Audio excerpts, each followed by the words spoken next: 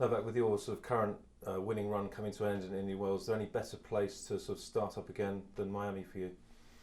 It's definitely good to be back. I had plenty of success in Miami, Sony Ericsson tournament, and won the last 2 years and played finals in 2009, and actually 2007 that was the first and the biggest title at that time that I had from Master Series right here in this place. So I enjoy the conditions. It can be humid sometimes and quite tough on the guys, but I like playing here. I like the conditions. I like the energy that this city has, and hopefully I can have a good tournament. I mean, having that great history and being double defending champion, does it sort of put you in a much more comfortable place when you come and have practice and just start to prepare for the tournament? Yeah, it's very convenient, you know.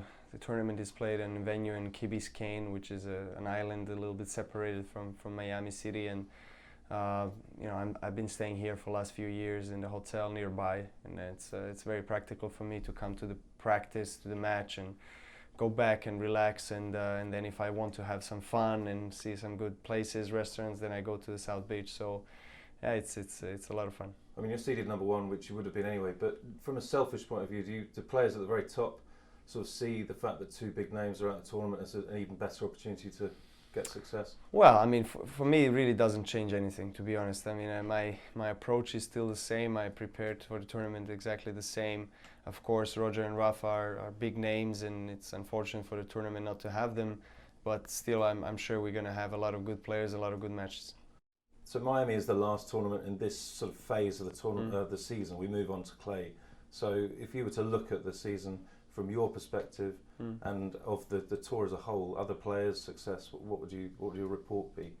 No, very well done. I think I've personally had a lot of success from the end of the last season and start of this one. I won Australian Open in Dubai and played semi-finals of Indian Wells, and now starting a Miami tournament. Hardcourt is my most successful, most preferable surface. I love playing on hardcourt, and I'll try to use the opportunity and defend my title and get as far as I can in this year's event. And of course, then after we're going for clay. That is always interesting, and it's played in Europe and close to where I live, and hopefully I can have another good one there.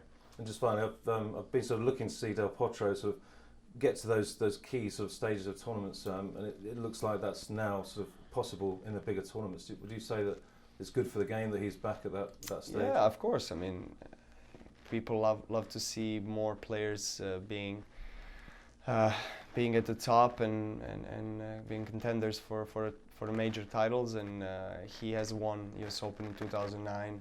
He has been in top 5 of the world. He knows what it feels like to play on big stage. He has been winning against all the top players. So I was not too much surprised with his game, with his performance. I lost to him, and because he deserved to win, he played really well. And if he's gonna, challenge the top 4 and the rankings, we don't know. We can't predict, because it really depends if he's gonna be consistent enough throughout the whole year and to play on this level, because that's what it takes to be a top 4.